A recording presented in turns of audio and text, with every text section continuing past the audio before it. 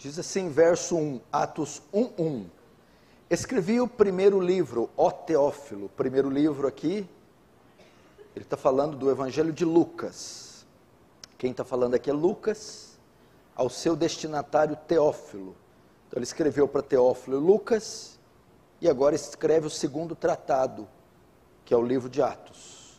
Escrevi o primeiro livro, ó Teófilo, relatando todas as coisas que Jesus começou a fazer e ensinar, até o dia em que, depois de haver dado mandamento por intermédio do Espírito Santo aos apóstolos que escolhera, foi levado às alturas. Agora vamos para o verso 6. Então os que estavam reunidos lhe perguntaram, Senhor, será este o tempo em que restaures o reino a Israel? Respondeu-lhe, Atos 1:7, não vos compete conhecer os tempos ou épocas que o Pai reservou pela sua exclusividade ou exclusiva autoridade, mas recebereis poder ao descer sobre vós o Espírito Santo, e sereis minhas testemunhas, tanto em Jerusalém, como em toda a Judéia e Samaria, e até os confins da terra. Deixa aberta em Atos, não feche, feche apenas os olhos para mais uma oração. Pai Santo, recorremos a Ti e a Sua graça essa noite. Ó meu Deus bondoso, glorioso, poderoso, se compadece da Tua igreja. Se compadece desse mundo imergido em trevas e em perdição. Mundo esse que se encontra debaixo da Sua ira. E a menos que seja alcançado pelo Evangelho, está fadado à condenação pelos séculos de séculos, no lago que arde como enxofre, o inferno. Tem misericórdia da Tua igreja, que é a agência missionária única, responsável por levar a eles salvação. Mas se ela não acordar do seu sono, da sua apatia, do seu mundanismo, do seu descaso, como iremos cumprir a tarefa da grande comissão? Por isso, Espírito Santo, aviva-nos, aquece o nosso coração, traz paixão pelas almas e persuasão, disposição, poder para pregar o Evangelho nos quatro cantos da terra. Que o Teu reino avance, Senhor. Que o Senhor receba a glória para si e nos conforme a imagem do Seu Filho. Em nome de Jesus. Amém. Irmãos, preste atenção aqui no que nós vamos falar.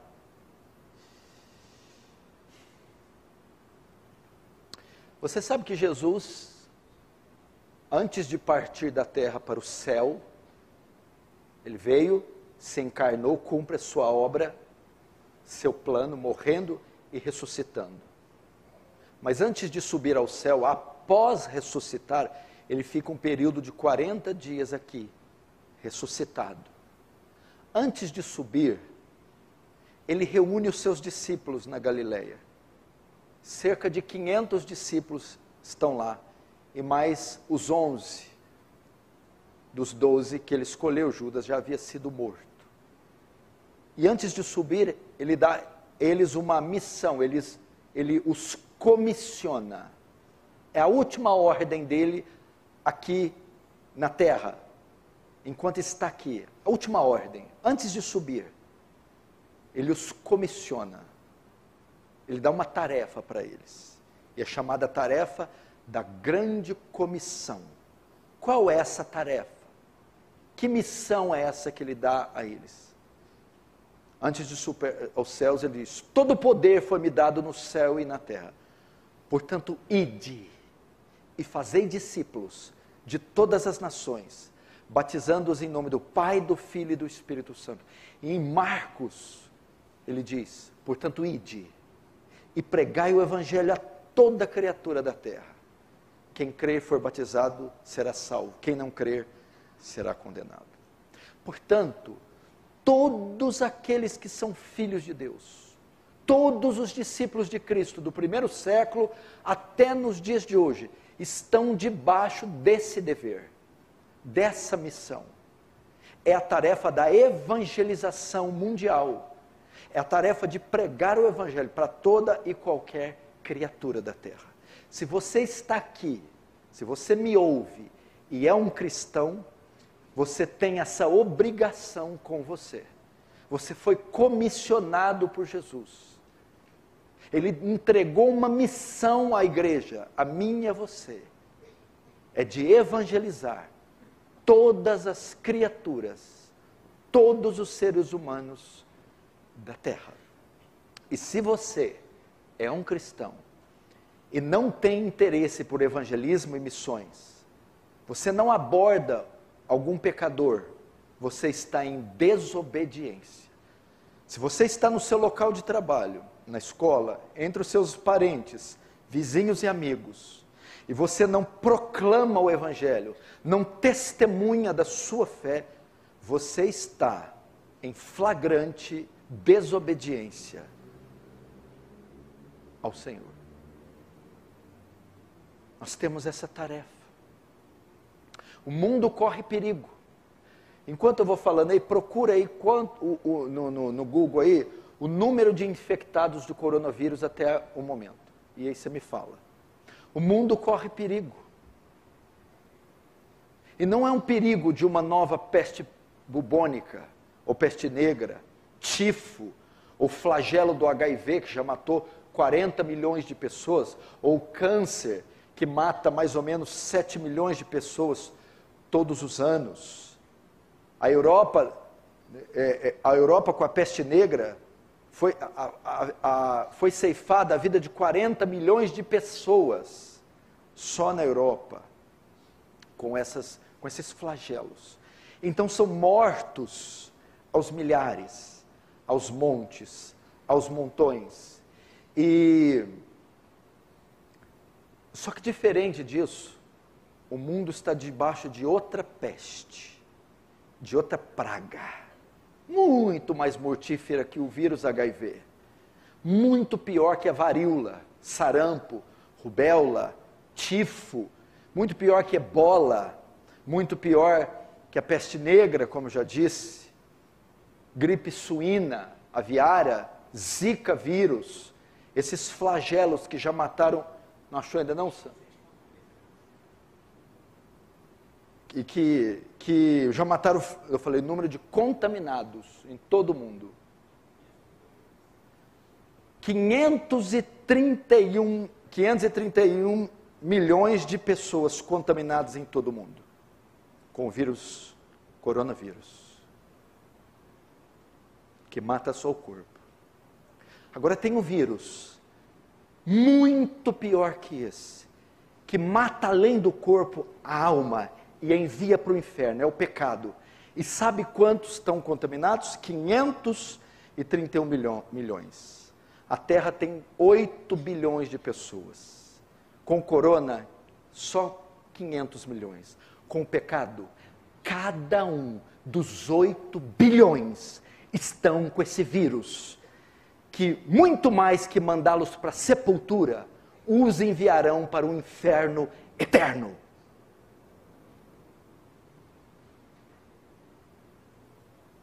Essa é a situação do mundo. Essa é de fato a verdadeira pandemia. Todos os homens da face da terra, Paulo diz, todos pecaram e destituídos da glória de Deus estão. Não há um homem bom, nenhum só justo. Por Adão entrou o pecado, pelo pecado a morte, e todos morreram. Não devíamos estar muito mais preocupados com isso?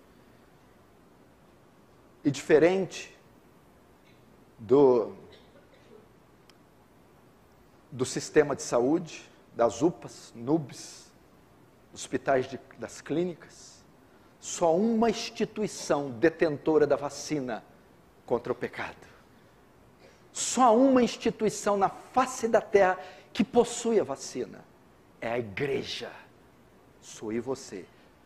Só que diferente do coronavírus, ou de alguns tipos de cânceres e de pestes, e do vírus HIV, que ainda não possui cura, apesar do flagelo ter alcançado os 8 bilhões de pessoas, existe cura para ele. É o Evangelho da graça e da glória. E quem detém essa vacina, esse antídoto, essa cura? Eu, você, está nas nossas mãos. O poder de ir até essas pessoas e aplicar a vacina a elas, para que sejam salvas, não de uma gripe, não de um derrame, não de morrerem, mas de irem para o inferno.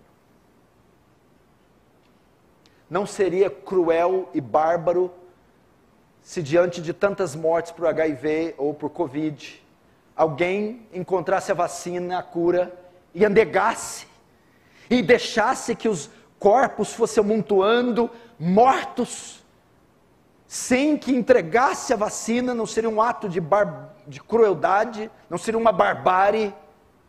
Pois muitos cristãos estão fazendo isso, vendo milhares morrendo sem Cristo, indo ao inferno, e tendo em mãos a vacina, o Evangelho, se calam.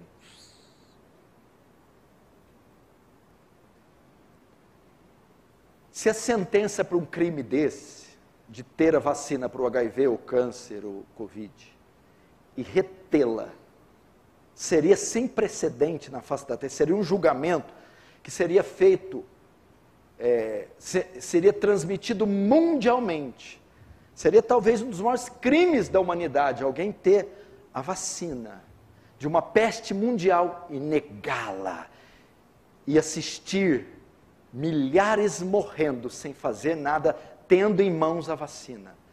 Quanto mais criminoso será aquele que tem o antídoto, que está para além do corpo, mas que poderia salvar almas do inferno, ficar de braços cruzados, esperando que multidões sejam condenadas eternamente, porque não tiveram tempo de pregar, afinal de contas estavam enfurnados com Netflix, empanturrando suas barrigas de comida fast food, perdendo seu tempo com relacionamentos estúpidos, em vez de gastar juventude com o Evangelho, gastando o seu dinheiro com tanta porcaria, em vez de investir em missões, folhetos, bíblias, apoiar missionários.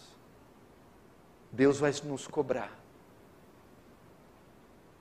E você não precisa ficar aterrorizado com os 8 bilhões, não. O seu pai ímpio talvez continue ímpio, porque não foi evangelizado da maneira que devia. Sua mãe, seus irmãos, seus filhos, seus pais. Quantos seguidores você tem no Instagram? Quantos você tem? Quantos você tem no Facebook? Quantos contatos você tem no WhatsApp? Você se gaba do seu número de seguidores? Pois eles se levantarão no dia do juízo, e o Senhor vai querer conta do sangue de cada um deles, que apesar de te seguirem, nunca ouviram o Evangelho da sua boca.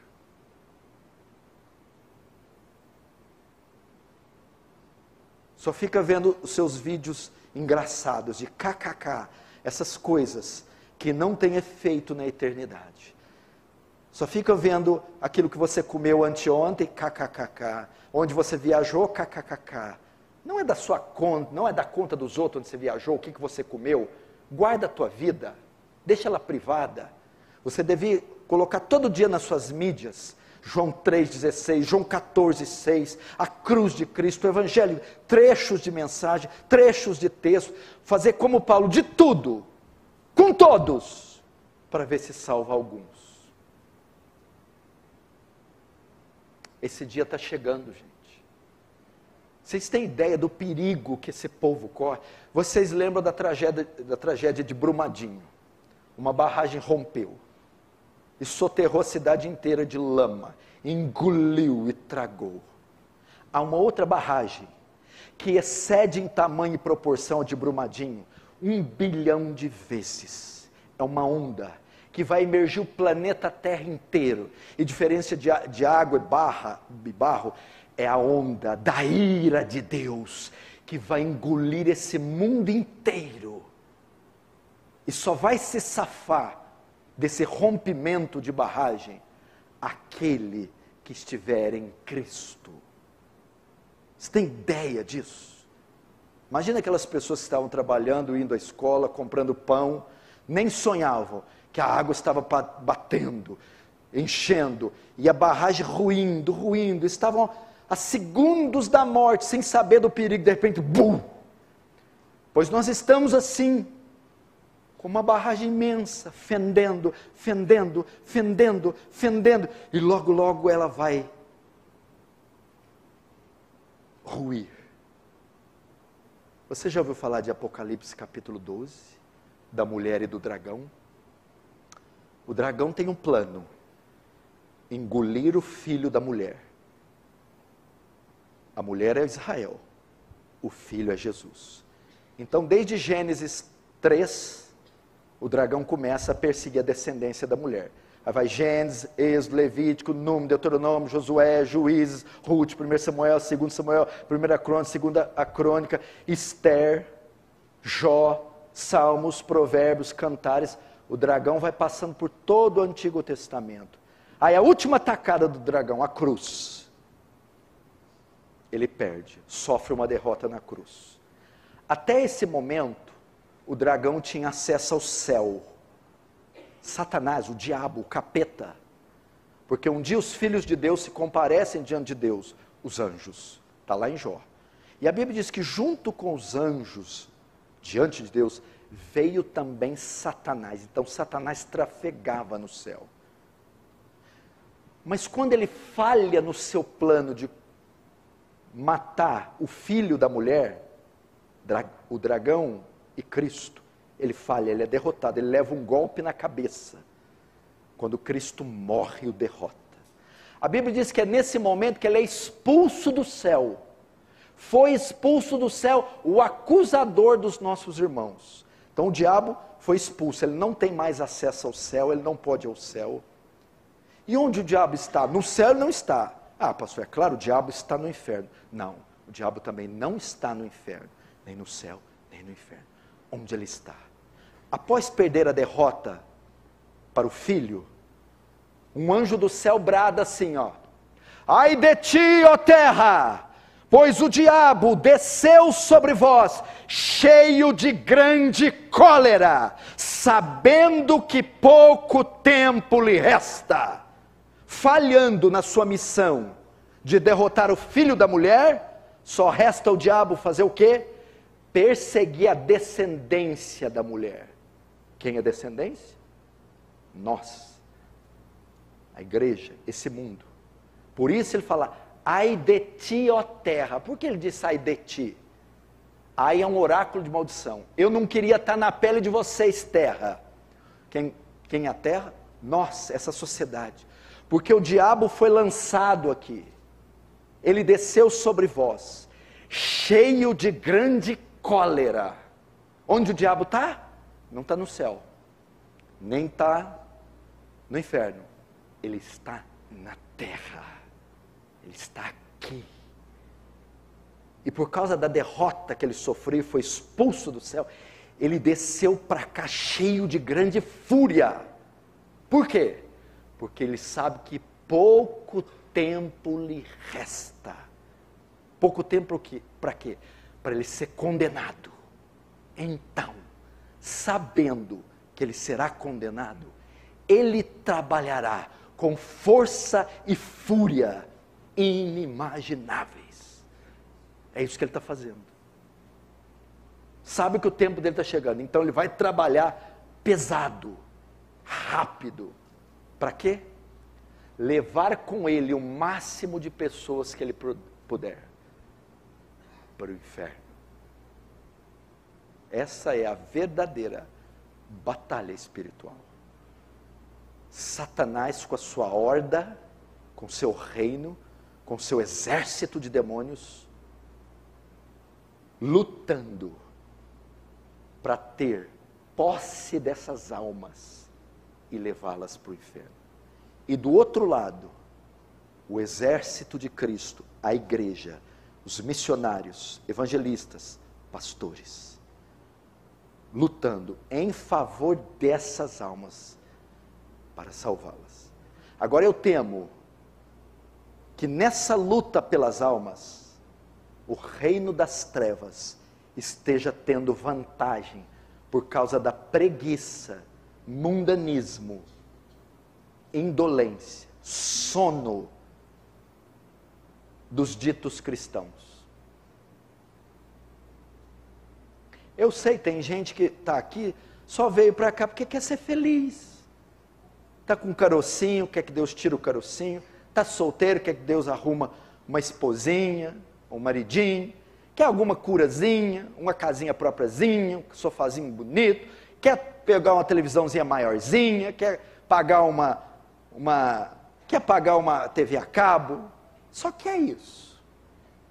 Enquanto os filhos do inferno não dormem, não comem, trabalham 24 horas para corromper, matar, destruir, assassinar, estuprar, ultrajar, corromper, não descansam, não dormem, não bebem, não comem, estão concentrados, centrados em uma missão: promover o mal, o engano, saquear e enviar ao inferno.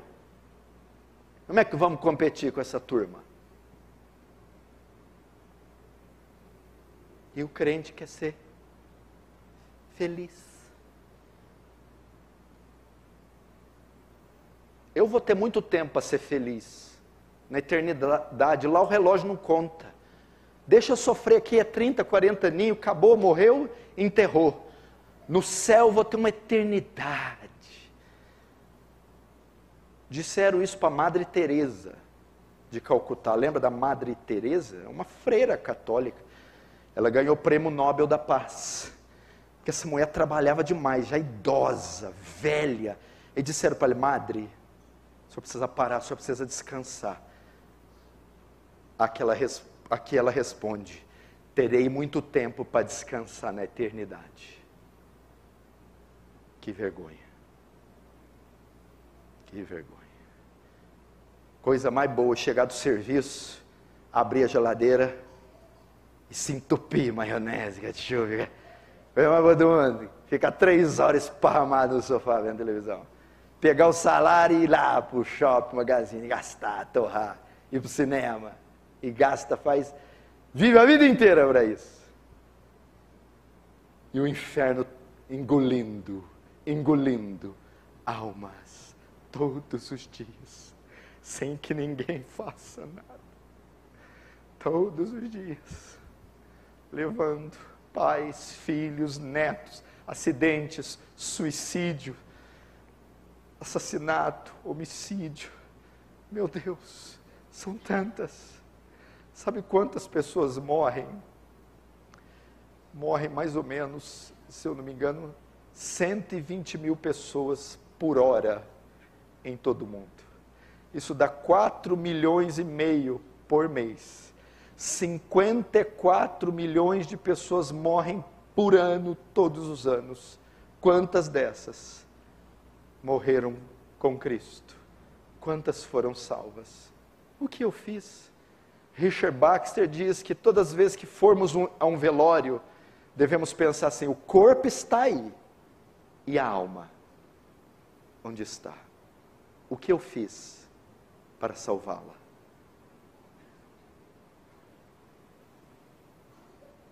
As pessoas estão morrendo, gente. Nós estamos fazendo. Só a cidade de Franca, para você ter uma ideia,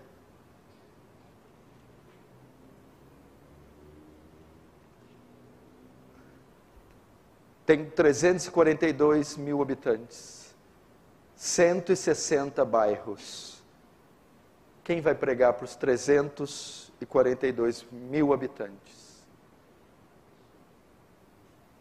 340 mil habitantes, quantos desses são salvos? 160 bairros. Quem vai se dispor para pregar? Quem vai levar o evangelho a elas?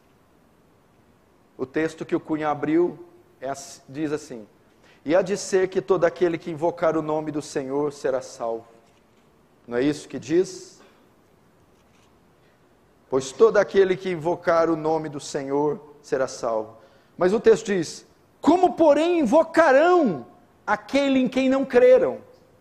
Não dá para invocar se a pessoa não crê. E como crerão naquele de quem nada ouviram?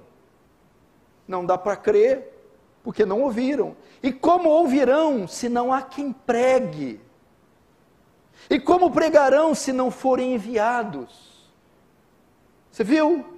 Todo aquele que invocar o nome do Senhor, todo aquele que tomar vacina contra o pecado, será salvo do pecado, liberto do pecado, imune do pecado. Mas o texto prossegue: mas como tomarão a vacina?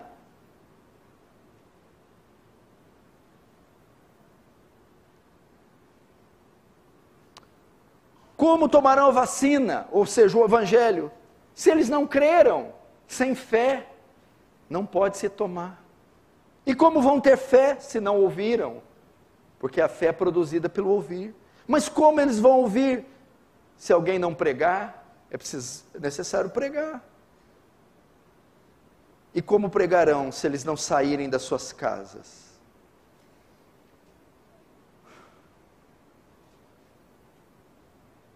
A vacina é o evangelho. O evangelho se recebe por fé. A fé é produzida pela pregação, pelo evangelho.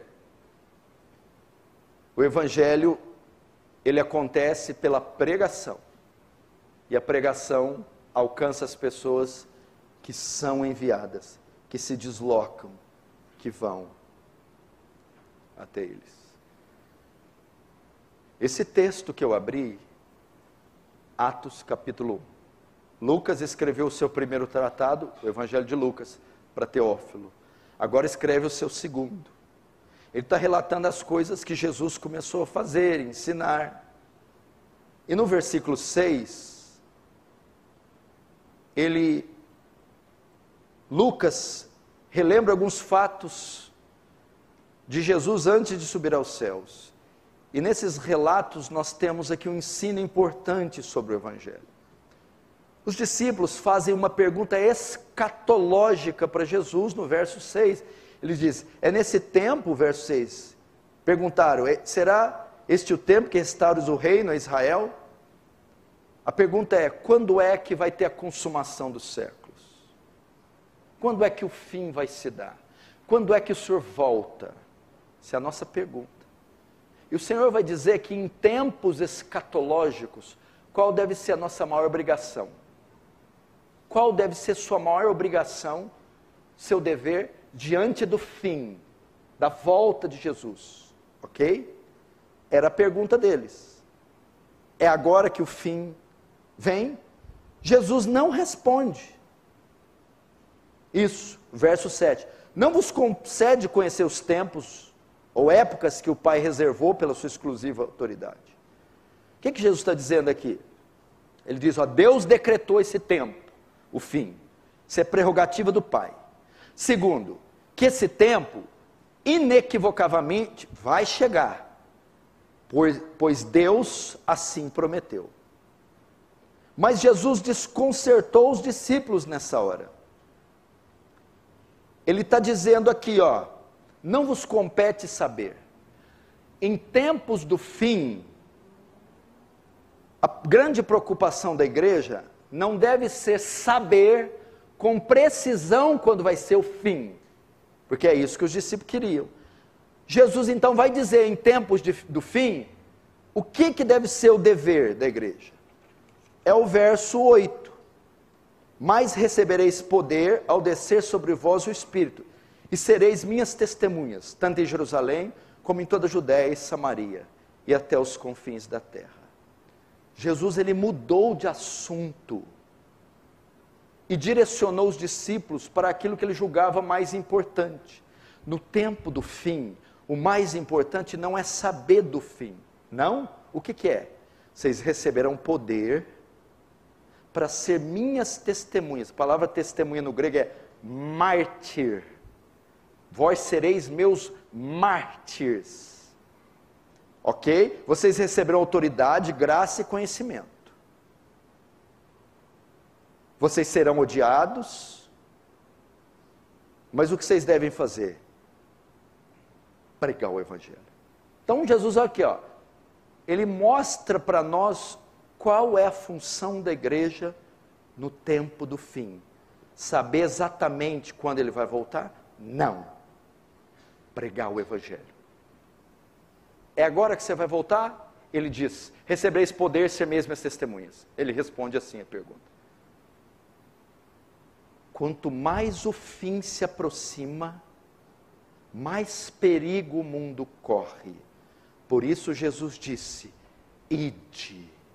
Por isso Satanás desceu cheio de grande cólera. O tempo está terminando.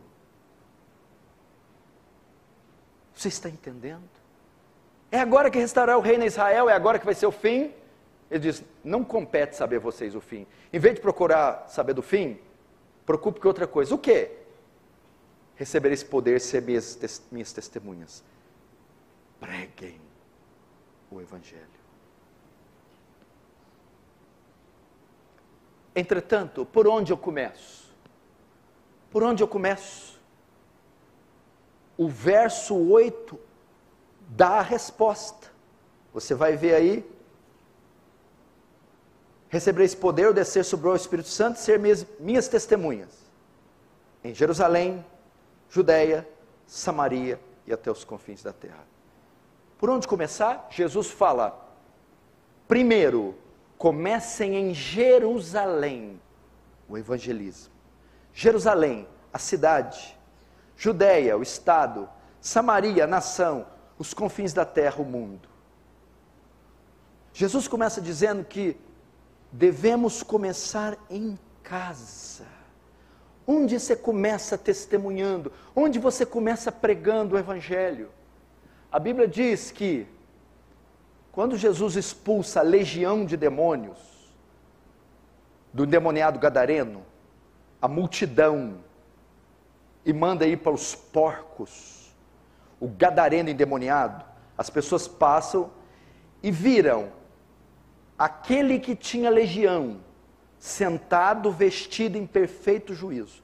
E ele correu para Jesus, tinha acabado de se converter. Mestre, mestre, te seguirei para onde quer que fores.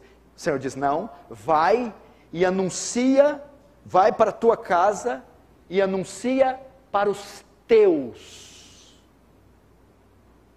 Começa na tua casa. Começa com teu pai. Começa com a tua mãe. Começa com teu filho. Começa com teu marido. Começa com a tua esposa. É o seu ambiente de trabalho. São os empregados da sua firma. São os patrões para quem você trabalha. Começa em Jerusalém. O evangelismo é municipal, começa na sua cidade. Atos 2, 1, 4, e cumprindo-se o dia de Pentecostes, todos foram cheios do Espírito Santo. Pedro pôs de pé, levantou sua voz e disse, homens judeus e todos que habitais em Jerusalém. Pedro começou em Jerusalém, entre o seu povo, meu filho. O que aconteceu? Que esses funcionários ainda não ouviram o evangelho da sua boca, esse patrão não ouviu o evangelho da sua boca, essa esposa não ouviu, esse filho, esses vizinhos. Comecem com eles. Segundo, depois de Jerusalém, ele diz, ser-me-eis minhas testemunhas, Jerusalém e agora na Judeia. O evangelismo também é estadual. Atos 7, 8, e também Saulo consentiu na morte de Estevão, e fez naquele dia grande perseguição contra a igreja que estava só em Jerusalém. Agora com a perseguição, e todos foram dispersos pelas terras da Judeia, saíram de Jerusalém, município, cidade, franca, foram agora para a Judeia, o estado. A perseguição levou os discípulos a evangelizar além das fronteiras municipais. O que eu estou querendo dizer isso? Crente, quando viaja, se torna um missionário. Põe mochila, entrou no São Bento, Cometa, saiu de Franca para Patrocínio, Tirapuã, Batatais, São Carlos, viajou, tornou missionário, saiu da sua província, missionário. Crente não viaja, crente não faz turismo, crente faz missões. Onde ele está, ele prega. É isso, gente. O negócio é esse. Olha só o estado de São Paulo, dados do IBGE do ano 2016. A população do estado é de 41.263.000 habitantes, num total de 645 cidades. Quem irá evangelizar as 41 milhões de pessoas em todo o estado, nas 645 cidades? Quando você entra num shopping atendido por uma moça, aquela moça está condenada, está infectada com o vírus, precisa do evangelho. A pessoa que faz a segurança, o guarda da portaria, aquele que está vendendo o picolé, a casquinha no McDonald's, os andarilhos da rua, os guardas de trânsito, estão todos perdidos. O evangelho não é só municipal, estadual, mas o evangelho também é nacional, a evangelização. Jerusalém, comecem lá, depois vamos para a Judéia, agora Samaria. Agora o contexto geográfico é enorme. Em Atos 8, 1:8, e também Saulo consentiu-se na morte, e fez naquele dia grande perseguição contra os que estavam em Jerusalém, e todos foram dispersos para as terras da Judéia, e para Samaria. Samaria. A perseguição trouxe uma dispersão que os levava a sair da Judéia, indo para Samaria. É o Brasil.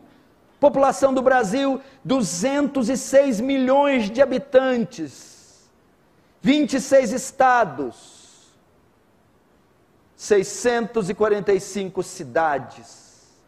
Segundo estatísticas de natalidade do IBGE, nasce no Brasil uma pessoa a cada 20 segundos. Ou seja, 3 pessoas a cada 1 minuto, 180 pessoas a cada 1 hora, e 4.320 pessoas por dia. Quem vai evangelizá-las? Quem vai levar a salvação para elas? Eu sei, você precisa ir para a pizzaria, precisa comprar o babadinho da mesa, da toalha da sua mesa. Eu sei, me desculpe, você está com um dilema, 3 semanas escolhendo que cor que pinta aquele quadrado na parede da sua casa, e você está aflito, perdendo sono por causa disso. Me desculpe te incomodar com essas coisas, me desculpe. O evangelho, o evangelismo, é além de municipal, estadual, nacional, ele também é internacional, mundial. O apóstolo Paulo, em Atos 13, olha só, verso 2 a 5, e na igreja que estava em Antioquia, havia alguns profetas e doutores, a saber, Barnabé e Simão chamado Níger, e Lúcio Cirineu e Manaém. E servindo eles ao Senhor, jejuando, olha só, disse o Espírito Santo, apartai-me Barnabé e Saulo para a obra que tenho chamado. Então, jejuando e orando, pondo sobre eles as mãos, os despediram. E assim, enviados pelo Espírito Santo, desceram a Seleucia, e dali navegaram para Chipre, e chegados a Salamina, anunciaram a palavra de Deus nas sinagogas dos judeus. Com essas palavras, apartai para mim Saulo e Barnabé, começa o grande movimento missionário. O evangelismo, quando sai do município, do estado, do país, ele desemboca não mais em evangelismo, agora ele é uma obra missionária. Esses são os primeiros missionários internacionais, Saulo e Barnabé. Por isso ele diz, até os confins da terra. Irmãos, preste atenção. A população do planeta, informa a ONU, em 2021 chegou a 7 bilhões e 800 milhões de pessoas. Temos 8 bilhões de seres humanos no mundo. Escute o que eu vou falar aqui, para você ver a importância do que eu estou te falando. Escute, presta atenção. Agora eu vou dar dados da condição espiritual do planeta inteiro.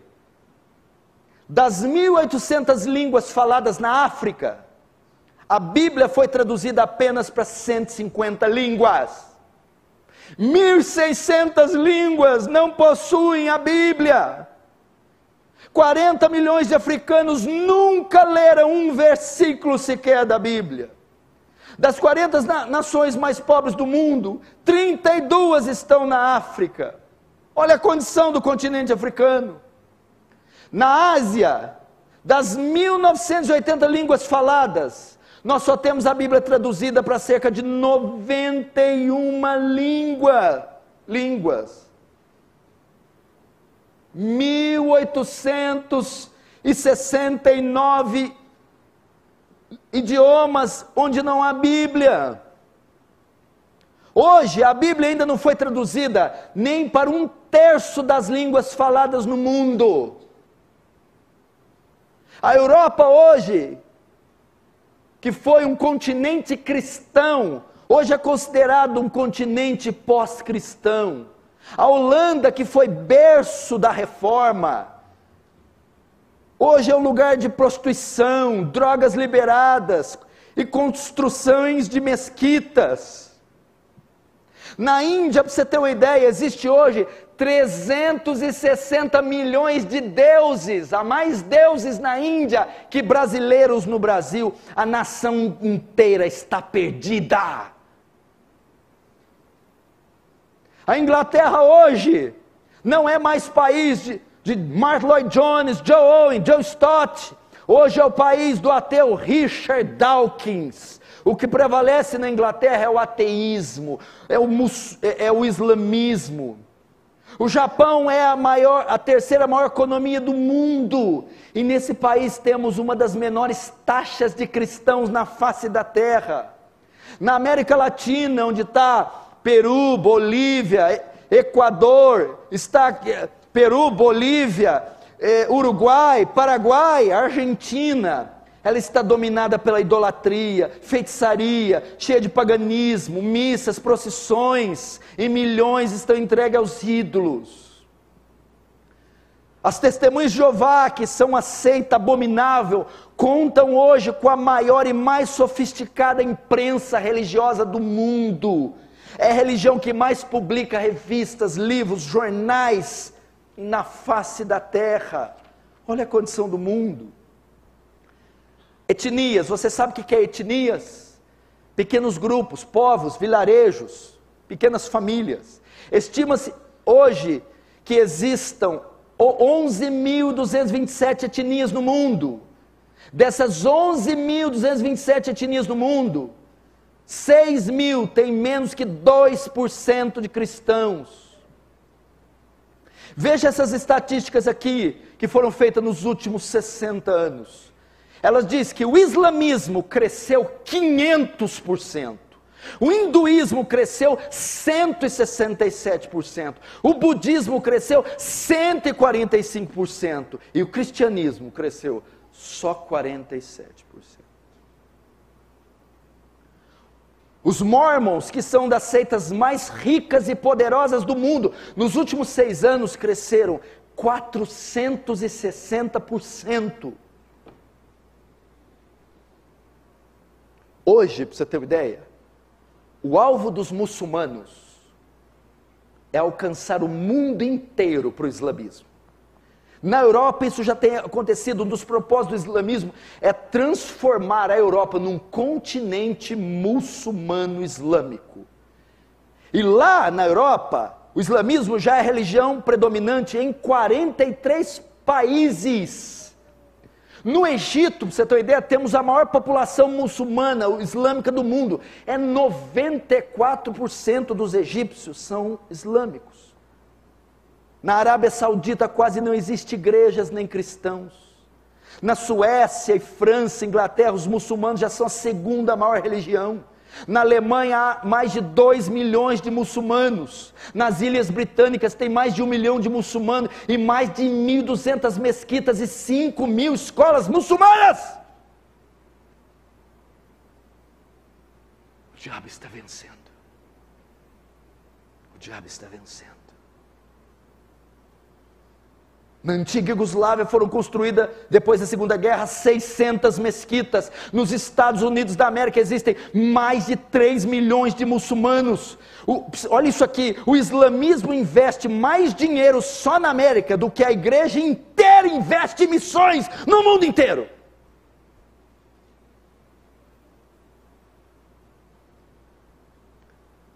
No Oriente, o islamismo é a religião que mais cresce no planeta. Estudos dizem que em alguns anos o islamismo vai alcançar 1.750.000.000 de adeptos. Desde 1971 ela já passou o catolicismo como a maior religião do planeta.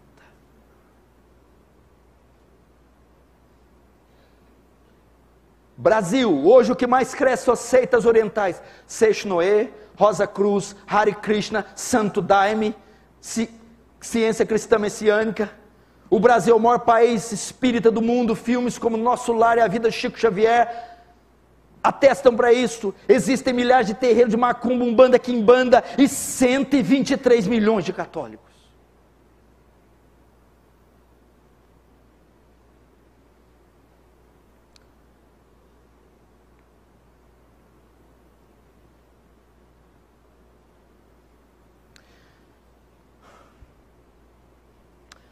John Kennedy, quando foi assassinado em 22 de novembro de 1963, John Kennedy, quando foi assassinado em 22 de novembro de 1966, em 12 horas, metade do mundo ficou sabendo que ele morreu. Jesus já morreu há quase 2.000 anos e metade do mundo ainda não ouviu falar dele.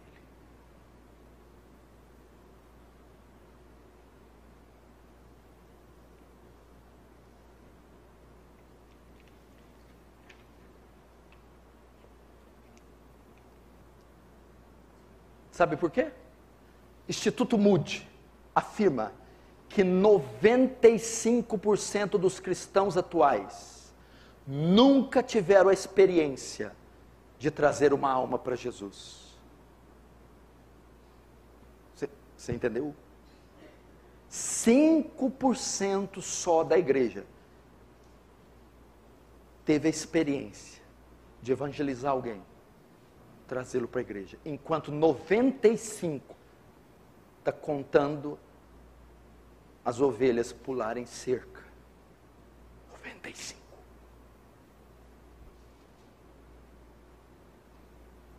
95%. Nunca tiveram a experiência de trazer uma alma. Qual a última vez que você foi a um batismo e aquela alma batizada foi fruto do seu evangelismo? Quem ganhou ela, quem converteu ela foi o Senhor, isso é a obra dele, mas o instrumento somos nós. Quantos foram salvos pela sua instrumentalidade? O Instituto diz que só 5% tiveram essa graça. Você está vendo que tem problemas maiores no mundo para tratar do que o seu sifão entupido? A sua aspirina que venceu? A tinta da tua casa que não está agradando a tua mulher? A sandália que está presa com grampo, queimada colada com ferro quente? Isso vai passar, gente.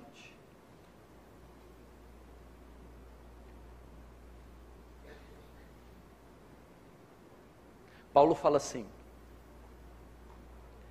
olha só, Sabre não, ficar imóvel aí, olha o que Paulo fala, conjuro-te, ouve, só ouve, segundo Timóteo 4, para a turma da contra a regra abrir. 2 Timóteo 4:1. Conjuro-te perante Deus e Cristo Jesus, que há de julgar vivos e mortos, pela sua manifestação e pelo seu reino. Conjuro-te que prega a palavra, insta, quer seja oportuno, quer não, corrige, repreende, exorta, com toda longanimidade e doutrina, pois haverá o tempo que não suportarão a sã doutrina. Pelo contrário, cercar-se-ão de mestres segundo suas próprias cobiças, como que sentindo coceira nos ouvidos, se recusarão de ouvir a verdade, entregando-se à fábula. O que diz? Eu conjuro-te. É uma palavra para dizer, eu te imploro, Timóteo, que pregue, quer oportuno, quer não. Quer a ocasião seja apta, quer não seja. Ou seja, o tempo todo. Pregue, exorta, repreende, corrige. Pregue. Pregue.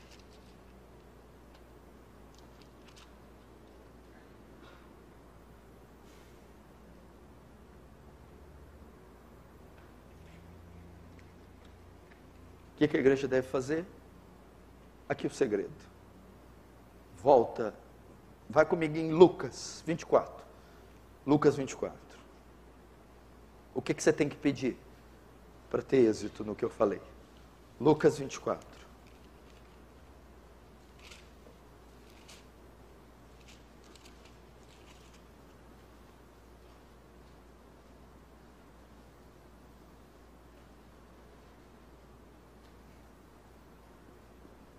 Lucas 24, verso 49. Lucas 24, 49. Eis que envio sobre vós a promessa do meu Pai. Permanecei, ou seja, ficai, pois, na cidade de Jerusalém, até que do alto sejais revestidos de poder. Agora volta para Atos, onde você abriu, Atos 1. Atos 1.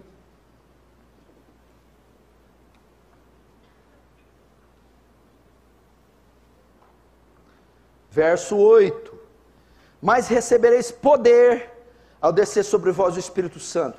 Então, depois de receber o poder, sereis minhas testemunhas, em Jerusalém, Judéia, Samaria, até os confins da terra. Qual era a ordem aqui? Qual é o ponto aqui?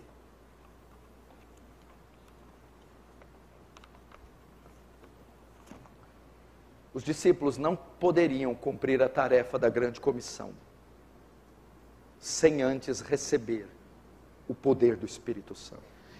Em Lucas, que você abriu, ele diz, fica em Jerusalém. Não tinha Jerusalém, Judéia, Samaria, confins do mundo.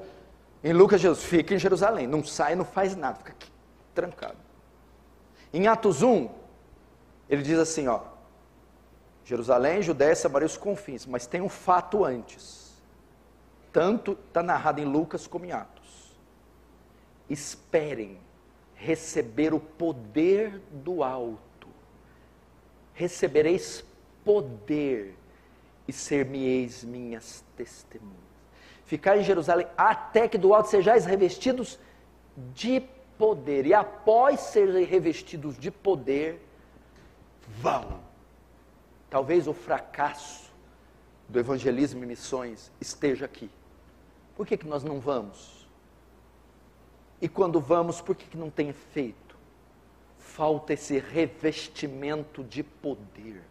Aí cumpre-se lá no 2, não é isso? Ele promete lá em Lucas, que você leu, promete em Atos 1, e no 2 eles estavam orando. E cumprindo-se o dia de Pentecostes, estavam todos reunidos no mesmo lugar. De repente veio do céu um som como de um vento veemente e impetuoso, e encheu aquela casa, e todos foram cheios do Espírito Santo. Aí o que aconteceu?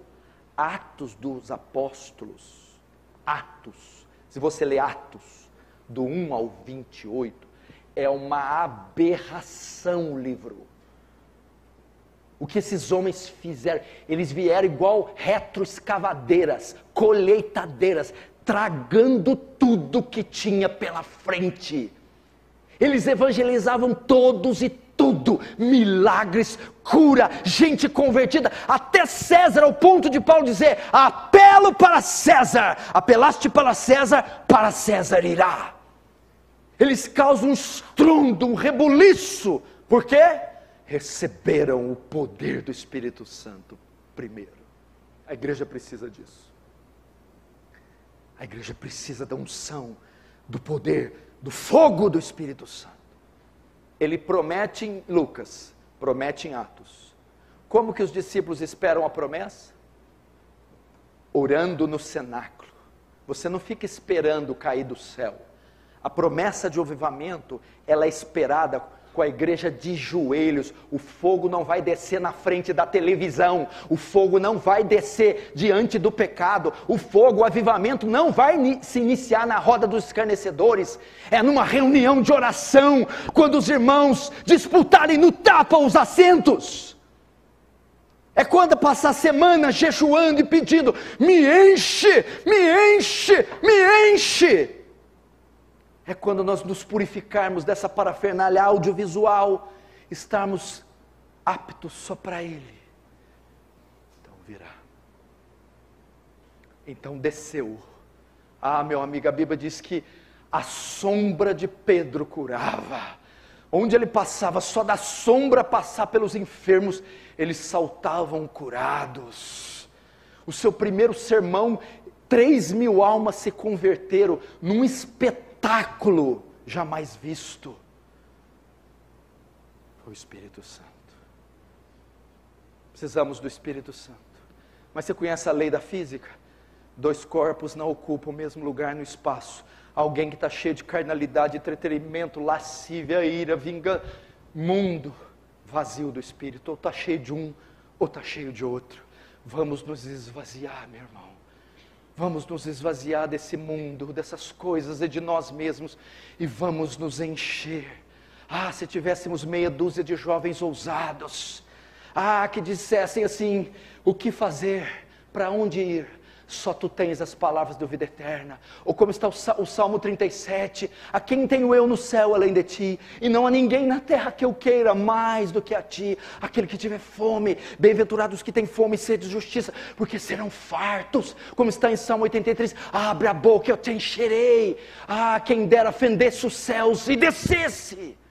Quando houver essa sede genuína, quando houver copiosas lágrimas caindo sobre o rosto dos cristãos, então os céus vão descer, e ao invés dessa barragem da ira inundar o céu, uma barragem da glória, do poder do Espírito Santo virá primeiro e alcançará multidões.